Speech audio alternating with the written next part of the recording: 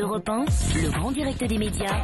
C'est tout comme. Bastien Millot, Bonjour. vous vous êtes demandé si Twitter était devenu une arme politique. Absolument, Jean-Marc, on savait déjà depuis plusieurs mois que Valérie Trierweiler avait l'habitude de régler ses comptes au travers de son compte Twitter. Mais hier, un court message de moins de 140 caractères a prouvé à quel point la première dame avait du caractère. En anglais, tweet, Guy Birnbaum le disait encore à l'instant, signifie gazouillis.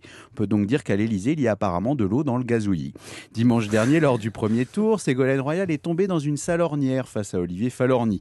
En soutenant ouvertement et fermement son adversaire, Valérie la tweeteuse s'est faite tweetueuse, une marque de soutien insoutenable aux yeux de Ségolène Royal et une façon d'encourager qui a dû faire rager au siège du PS. Hier, c'est donc un réseau social qui a semé la zizanie dans les réseaux socialistes. C'est désormais la règle avec les nouvelles technologies entrées dans tous les logis.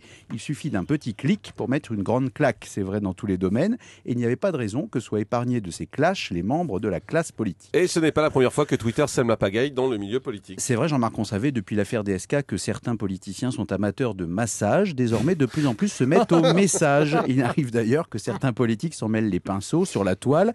Il vaut mieux se montrer intuitif en tweetant, car Éric Besson en sait quelque chose, mon cher Guy. Une simple erreur de touche peut tout changer. Le réseau a eu aussi tendance à se polariser pour se faire la risée de certains politiciens mal inspirés. Par exemple, pour s'être montré un peu candide avec son fameux Zadig et Voltaire, Frédéric Lefebvre est devenu candidat à la moquerie. À l'époque, confondre un livre et une marque de fringues a suffi pour que l'ancien porte-flingue se fasse rhabiller pour l'hiver. En tout cas, la sortie fracassante de Valérie Trierweiler a fait la joie des internautes qui se sont abondamment fait les relais de ce message au relent de jalousie. Quant à Ségolène Royal, on imagine qu'à la découverte de ce message, son sang n'a fait qu'un tour, le second ayant naturellement lieu dimanche prochain. Voilà, c'est joli, Valérie Trierweiler. Je vais le noter celui-là. Tweetweiler même. Tweetweiler, même. On Tout peut simplement. également le faire court. On peut le décliner.